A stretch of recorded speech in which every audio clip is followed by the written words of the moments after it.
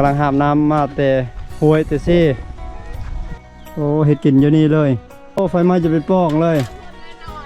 การเก็บวัตถุดิบมาแต่ป่าเพื่อสิฮอนหมู่บ้านอยู่เทิงพอ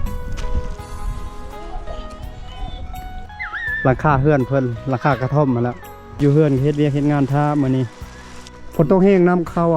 น้ำฝนเข้าบ่แล้วมันผ่าเข้าแล้วทางมันหยาดแล้วก็ทางมันผ่าใช่แล้วมันปืดเลย ปืดเลยพ่นไปเก็บอยู่เลยไอ้คอยชามชีแพนนู่นโอ้ยว่าปืนตัดดึกสไปเดอร์แมนตัวนี้เด็กน้อยมักสุดๆแหละเนี่ยแมงมุมเนี่ยอันนี้บ็อกเซอร์ตัวนี้นุ่งอาบน้ำอาบอย่างนี่กางเกงเนี่ยอาจจะวัยรุ่นนิดนึงนะเนี่ยกางเกงบ็อกเซอร์ไปเขาใจเด้อบาวเด้อครับโดยทักทายสบายดีสวัสดียามมื้อแลงทุกคนในตอนนี้เวลา 4 โมงแลงหรือว่า 4 โมงเย็นตอนนี้บาลัดอยู่ที่หมู่บ้านเควิงชนบทแห่งหนึ่งของเมืองเซโปนเนาะว่าจะเอาอะไรเสื้อผ้าแล้วก็กางเกงนะมาช่วยเรือครอบครัวหลังนี้เนาะได้รับข่าวสารเมื่อวานนี้ว่าเป็นครอบครัวที่ว่าอนาถาสมควรเลี้ยงลูก3 คนนำกันเนาะเป็นครอบครัวที่ว่าสร้างได้ประมาณ5 ปี 6 ปีแต่ประมาณ10 ปีแล้วสร้างครอบครัวมาเนาะแต่ว่ายังเป็นครอบครัวที่ทุกข์ยากลำบากหลายเนาะสังเกตเบิ่งเกิดชาติบ้านช่องเพิ่นเนาะนี่เด้มีพ่อเฒ่าคนหนึ่งเพิ่นพามาเบิ่งเมื่อคืนนี่แหละมันมืดเลยบ่ได้ถ่ายทำซ้ำมาตอนนี้ก็บ่ฮู้ว่าไปใส่เนาะถามลูกชายเพิ่นว่าไปเอาแขมนี่แหละท่านได้มาพ่อเพิ่นนะแต่ว่าผู้เป็นแม่ท่านผู้ได้เป็นแม่เราไปอาบน้ำเพิ่นบ่โอ้เจ้าก็พาอาบน้ำบ่อาบน้ำลูกเจ้านะโอ้ท่านได้ลุงชงเชื่อเลยแขมนี่เลยเอาตากไว้อย่างนี้เบิ่งเอาสุดเด็กน้อยให้เอาเสื้อกับทรงมีเสื้อผ้าเด็กน้อยแล้วก็เสื้อผ้าผู้ใหญ่เป็นมือ 2แต่ว่ายังไม่อยู่เด้ยังโอเคอยู่เอาตัวนี้สุดคิดสมาร์ทได้นี่เลยก็ใช้ทรงตัวนี้ทรง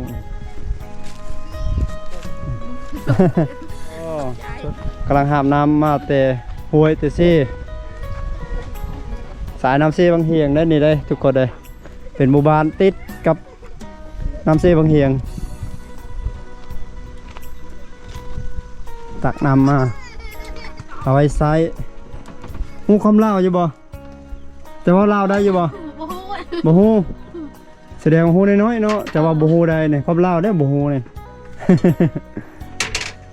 ดังเบเนาะตาอุ้ยปะกี้เนาะตาจ่าไปได้โอ้เห็ดกินอยู่นี่เลยว้าตัวนั้นไฟไหม้เลยอุ้ยเนาะโอ้ไฟไหม้จะเป็นปองเลยและละกุ้ยกระยากปะแท้อีแคมนี่บ่สะเดาบ่จูอ่ะเบาดิจูกระเบือน่ะแต่เบาชูกระดาษยนอากี้ก้อนไปว่าเอาเติงอันดังเต้บ่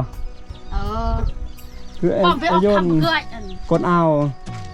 ไอ้สัมภาษณ์อย่างแต่เมียผัวเราพันหูภาษาเล่าเคมซี่โอ้ผู้คนกำลังกลับมาแต่ให้แต่สวนกลับมาแต่เอาเข็มผู้เปผู้ออกมา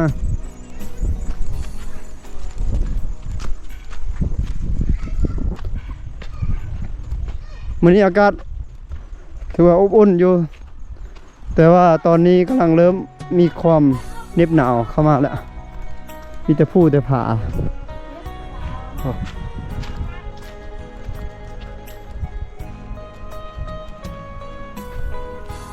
เย็ดเดอะไปไหนปล่อยเดอะไปได้เนาะโอ้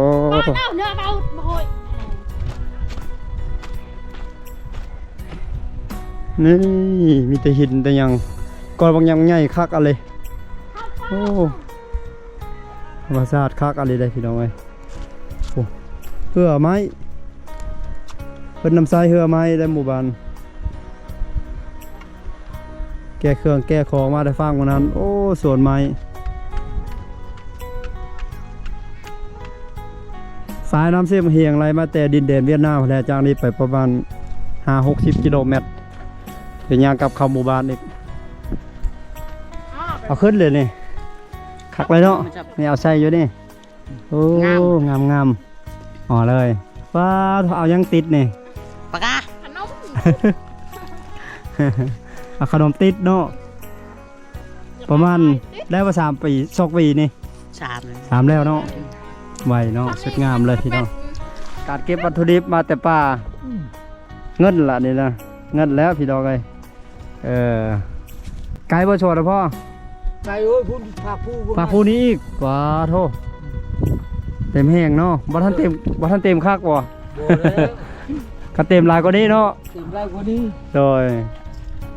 ค่อยๆไปเด้อพ่อเด้ออย่าลม ข้าวตัวกัน ไปกับแม่ ไปกับแม่เท่า ไปกับแม่เท้า เท่าจะไก่ดูโดย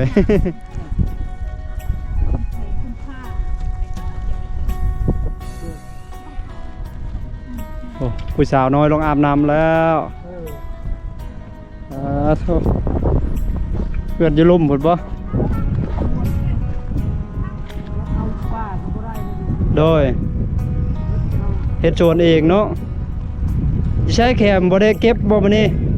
บ่ได้เอาแคมบ่อ๋อไปที่สวน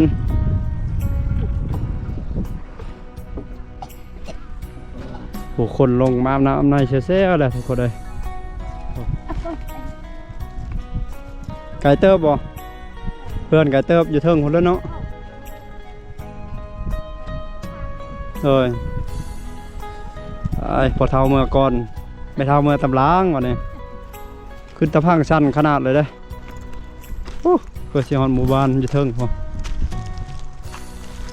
ลูกชายแบกตำลัง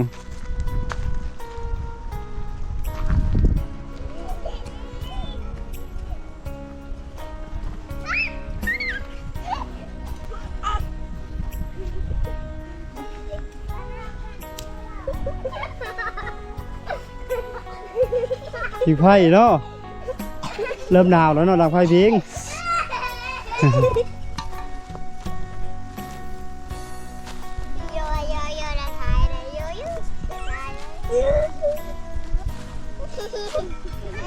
อันนี้ภาพทางด้านหลังหลังคาเฮือนเพิ่นหลังคากระท่อมมาแล้วปินนาใส่แม่น้ำเซบังเฮียงภาพนั่งกับภูเขาคักอยู่ได้ตั้งเฮือนอยู่จุดนี้โอ้ได้เรื่องอยู่และนี่คือวัตถุดิบจากธรรมชาตินั่นก็คือแขมดอกหญ้าชนิดหนึ่งที่เป็นราคาเบิดเก็บมาแล้วก็ตากไว้แบบนี้ให้ทางแล้วก็ตากไว้แล้วก็ขายให้ลูกค้าในเมืองกิโลหนึ่ง20,000 กีบได้ตามปีกายนี่ปีนี้ยังไม่ทันได้ฮู้เพิ่นว่าเฮ็ดไปก้อนเก็บไว้ก้อนนี่นะกำลังเก็บโซนนี้นะบรรยากาศดีขนาดเลยตอนนี้เมียเพิ่นกำลังหดพักเพิ่นก็เฮ็ดสวนครัวประจำครอบครัวปลูกผักปลูกหญ้าไว้กินนี่แหละความดุมันขยันเพียรก็บ่ได้อยู่ได้ง่ายมือเปล่าได้พี่น้องไอ้เพิ่นไกปลูกผักปลูกหญ้าไว้กินคือผัวเพิ่นบ่ทันได้มาแต่เก็บแขมเนาะกำลังมาครับมีคนไปนำไปตามเพิ่นแล้วกำลังมาว่ะอยากสัมภาษณ์เพิ่นน้อยนึงจักหน่อยนี่เนี่ยผู้อยู่เฮือนเฮ็ดเวียกเฮ็ดงานท่ามื้อนี้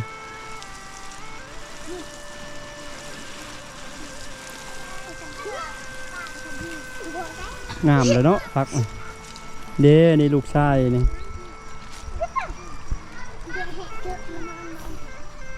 เพิ่นบ่ฮู้ความลาวพี่น้อยฮู้น้อยๆเนี่ยเพิ่นมีแต่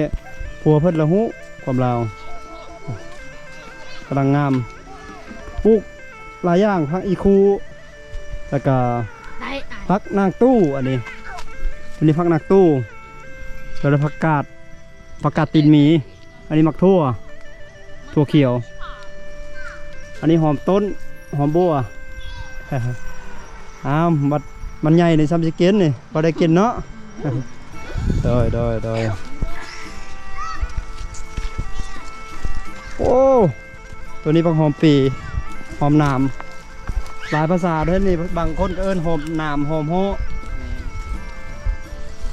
หอมเสียงไหมก็มี เลยสภาพเฮือนจานบ้านซองเพิ่นเนาะเป็นบ้านหลังน้อยๆมีลูก3 คนพ่อกับแม่เพิ่นก็บืนเพิ่นก็สร้างอยู่เด้อแต่ก็โอ้โหมันเป็นสุดวิสัยเนาะอันนี้ก็แขมเพิ่นเก็บมาเอาไว้ขายนี่ก็เป็นลูกๆหลานๆยามฝนนี่โก้ขนาดเลยนี่พี่น้องเอ้ย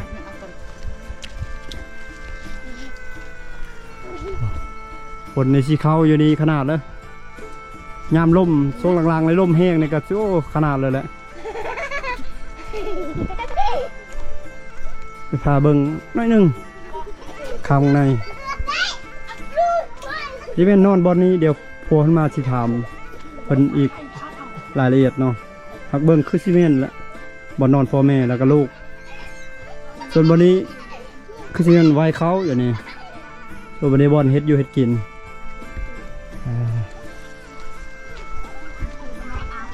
รอไปรอมารอท่าเพิ่นมาก็จนเหือแตกออกบ่ล่ะก็แก้เสื้อออกแล้วบัดนี้นะเดี๋ยวมาฮอดแล้ว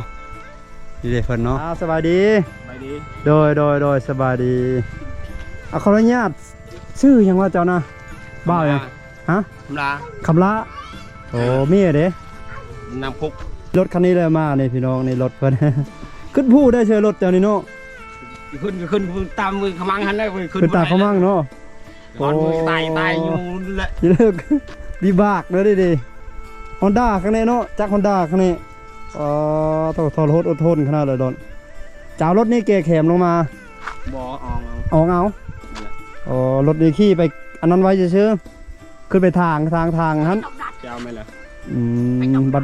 บัดเจ้าลงมาเดเทละออกลงมาแบกลงมาไกลบ่สวนนะ ไก่เอ้ย ไปทางไหน คุณพักเซคุณ พักเซผู้โอ้ว้าโธ่ ขามมาเมื่อไรก็อ้องมีแต่เฮ็ดให้ ลูกกับจักคนว่าทั้งหมดลูกอ่ะ 3 ลูก3 คน อันนี้ก็แม่นบ่ เจ้าแม่นแหละ ผู้ที่ตัวใดนี่ลูกคนที่เท่าใดนี่ คนที่3 คนที่3คนที่1กับที่2เด้ ผู้ที่1 โอ้คนที่1อยู่พุ่น นั่นแหละ คนที่2นี้อันนี้ลาบันนี้ชื่อนางหยังนี่ นางพาชัย ฟ้าใสอันนั้นในเท้ายังน่ะ บุญมา ตาบุญมาโธ่อันนี้เท้ายังนี่ลูกลาเนี่ย ชาวไทย อายกกเนาะแล้วก็แล้วก็น้องลานี่ลูก3 คนนี่แหละอาศัยอยู่ในเฮือนหลังนี้แมันบ่ เจ้าแม่นแหละ โอ้นอนอยู่ใช่นอนนะ กันนอนอยู่นี่ นอนอยู่ในหันเลยบ่บอดพรม กองอยู่นี่เลยแหละ3-4 คนก็กองอยู่นี่เลย บอดพรมขาวๆฮะเนาะบอดผ้าขาวๆเนาะ เจ้าแม่นแหละ โอ้นอนหันปกนี่แหละเครื่องปกอยู่นี่ แม่น เครื่องของเนาะเฮ็ดกินเฮ็ดอยู่หัน เขาก็อยู่ในหันอยู่ในหันชำนั่นแหละ ข้าวหยังก็ไว้อยู่หัน เจ้าแม่นแหละ มีข้าวหยังก็ไว้อยู่นี่เนาะ แม่น โดยตักน้ำซี่ขึ้นมาใส่อืม แบกเอา พ่นสายคาเฮือนฝนตกแห้งเข้าบ่ฝนตกแห้งน้ำเข้าอ่ะน้ำฝนเข้าบ่ แล้วมันพาเข้าแล้วทางมันหยาดแล้วก็ทางมันพาใช่แล้วมันปืดเลย ปืดเลย ปืดเลยพ่นไปเก็บอยู่เลยอ้ายคอยเนี่ยน่ะ โอ้ เดี๋ยวตอนดึกเด้มันปืดเด้ ตักกะซีอ่ะ พ่นไปเก็บอยู่พ่น3-4 แผ่นนู่น5 โอ้ กันเริ่มใหม่โว้ยว่าปืนตอนดึกตายแล้ววางเฮ้ยดิ อ๋อ ชอบผู้เมียก็ไปฮุบเลยแล้วเอ้ย โอ้ลมแห้งช่วงหลังๆเนาะ เจ้าไม่แหละอะไร ลมมาไปเลยหลังคาเฮือนเพิ่นไปหาเก็บเอาตอนกลางคืนทำไมนี่คำไว้อย่ามันลมมาทางนาเนาะบรัดก็ได้เสื้อผ้านี่แหละเอามาให้ลูกเจ้าหรือให้เจ้านํเป็นเสื้อผ้ามือสองเอาไว้นุ่งไปให้ไปชวนตัวนี้เด็กน้อยนุ่งไปเล่นก็ได้นี่ ทำมือหนึ่ง มือสองก็เสมอหนึ่งแล้ว ไม่ต้องมือฟองเงินใดแต่คนมือแต่ละมา วางในก่อนพาสิโตตัวนี้เป็นเครื่องไหม้ได้ดิไหม้เลยเด้แม่นแหละมือหนึ่งเลยได้ตัวนี้บอยมือสองได้ตัวนี้โดยตัวนี้เป็นเสื้อกันหนาวตัวนี้ตัวนี้อาจจะเป็นอันนั้นเก่าๆเนี่ยแต่ว่าให้เจ้าไปนุ่งไปให้ไปสวนไปเอาแคมอยู่ป้าเนี่ยเข้าใจเด้อโดยตัวนี้ก็คือการตัวนี้ก็เป็นเครื่องเก่าเขาแหละแต่ว่าให้เจ้านุ่งไปเปลี่ยนนะแต่ละมือเปลี่ยนกันนุ่งอาชิทูแล้วนุ่งไปป่าไปสวนเหมาะสมอันนี้บ็อกเซอร์ตัวนี้นุ่งอาบน้ำอาบอย่างขอบใจนี่กางเกงเนี่ยอาจจะวัยรุ่นนิดหนึ่งเนี่ยเครื่องเขาเองนี่ขอบใจเด้อ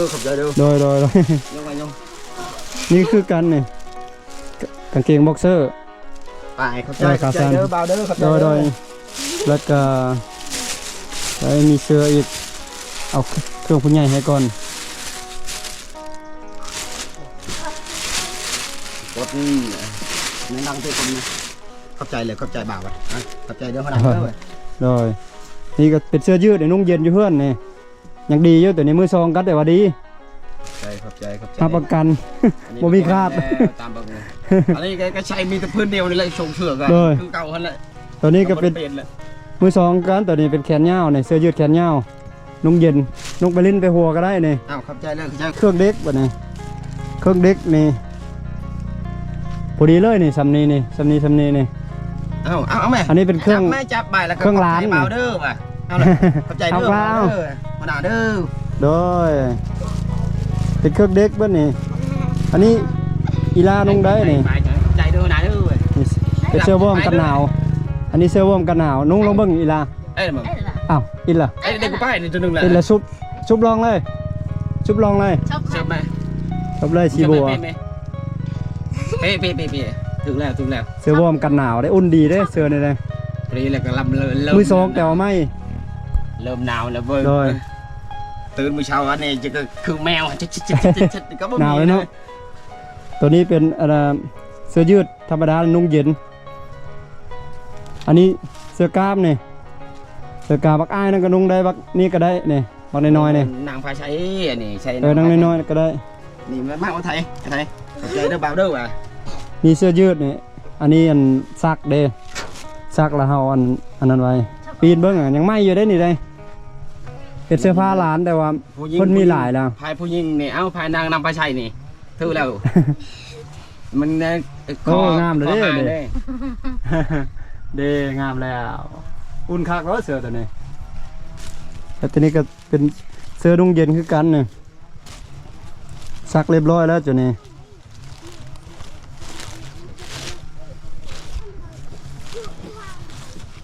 อันนี้เป็นกางเกงผู้ชายนุ่งก็ได้ลูกชายนุ่งก็ได้ลูกสาวนุ่งก็ได้ตัวนี้ไม่ดังให้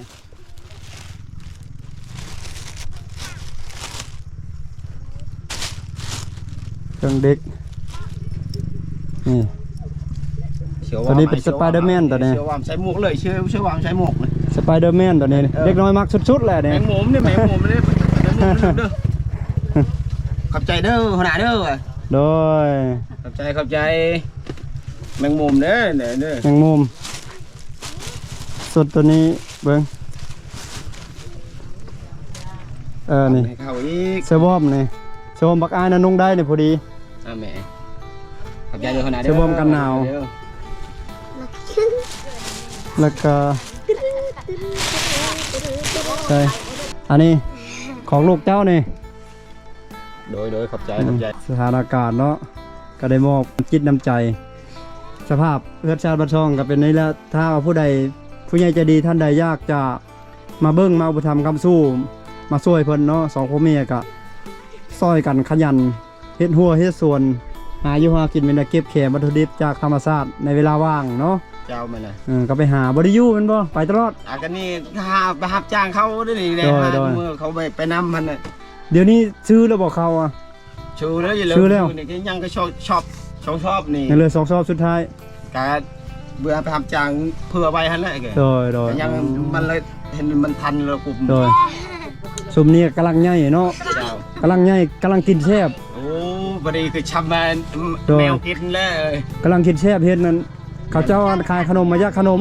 เนาะ โอ้แต่ดึกเลย แต่ดึกเลยมันบ่อยากขนมนะ นี่เท่านี้โน่นแต่ดึก โดยโอ้กินนมบ่พวกนี้ยังกินนมบ่หรือยาแล้ว อ๋อชื่อขนมตื่นเช้ามาแล้วขนม ขนมรสมันบ่ วางเอาไปใน โอ้โดย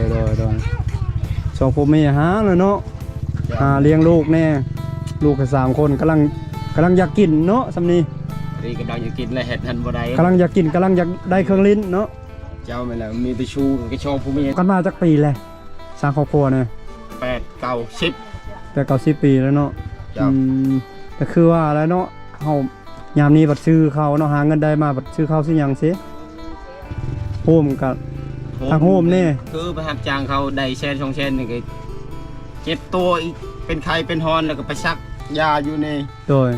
ของหมอก็ดี โอ้ หมดนั่นก็ดีก็บ่มีจะเก็บก็ดี โดย ถ้ามีเห็นมีเงินมีคำนี่แหละมันเป็นโลด โอ้แนวนั้นเนาะ หบ่ได้อันเจ้าไม่แล้ เอา ว เลยคันหาเงินเก็บไว้สิได้เงินแนวนั้นกับลูกเป็นไข้รถ เจ้าไม่แล้ว โอ้เป็นเช่นนั้นเนาะ อันนี้เนื่อกันครูปีบ่แม่นครูปีครูเดือนกันได้เงินนี่แชน2แชนนี่ก็เฮ็ดโลด แนวนั้นเนาะเฉพาะเงินจากบ่อยู่เนาะ หาเงินมันก็บ่ได้หั่นแหละโฮมก็บ่ได้ โดย เป็นหยังก็เป็นย้อนวาสนาของเฮานี่แหละ โดยบ่ว่าลูกใหญ่แล้วดอกอันนี้ลูกเด็กน้อยอันนั้นภูมิต้านทานเขายังต่ำเด้แต่มันดูเป็นเคเป็นเจ็บเป็นไข้ นี่บักนี่แหละให้กระแตกเลย แฮงมักไข้บ่ เจ้า โอ้เนาะ แดนลมนี่ให้กระแตกเลยจังหน่อยเป็นไข้ อันนี้เควิงเนาะเมืองซีโปนแขวงสะดาเขตมาทางทิศตะวันออกเฉียงเหนือห่างจากตัวเมืองมาประมาณ10 หลักเนาะได้สำนันเนาะ เจ้า แต่ซีโปนมานี่ ได้ ประมาณ10 กิโลเมตรนี่แหละเป็นเส้นทางดินแดงรถกระบะเข้ามาได้อยู่ปกติรถจักรแฮงสบายพี่น้องเอ้ยเอ้าบ่มีไฟบ่ บ่ พยากอุปถัมภ์คำสู้อุปกรณ์เฮ็ดเฮือนเฮ็ดซ่านหรือว่าวัตถุปัจจัยแนวใดก็มาหาเพิ่นได้เนาะอยู่บ้านเควิง เจ้า ซื้อเท้าคำลา แม่นแหละ นี่แหละภรรยาเพิ่นนี่ก็วิดีโอนี้ก็สิได้ลำลาทุกคนไปก่อนนะสิได้กลับได้ค่ำบัดนี้นะ เจ้า เด้อ เอาโชค มีโอกาสจักสิมาเยี่ยมยามไหม ใจเด้ออยู่ดีมีแหงเด้อ ใจได้อยู่ ร่ำรวย โด